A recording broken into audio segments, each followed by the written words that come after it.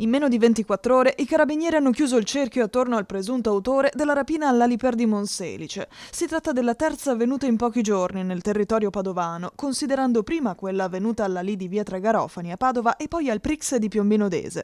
Nel supermercato di via Squero a Monselice, un uomo con il volto coperto armato di coltello ha minacciato una cassiera facendosi consegnare circa 500 euro per poi fuggire a piedi.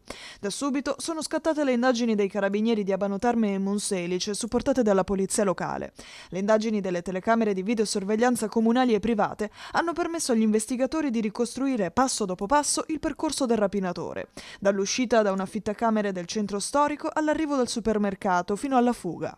Proprio durante la corsa l'uomo si sarebbe liberato di passamontagna, berretto e giubbotto, mostrando dettagli fisici fondamentali per la sua identificazione. L'incrocio tra i filmati e gli accertamenti nella struttura ricettiva ha portato i militari a un 38enne pugliese, già sottoposto all'affidamento in prova ai servizi sociali e domiciliato in una comunità di recupero a Tribano. Nel corso della notte è scattato il blitz. Durante la perquisizione i carabinieri hanno trovato il coltello e gli abiti compatibili con quelli ripresi dalle telecamere.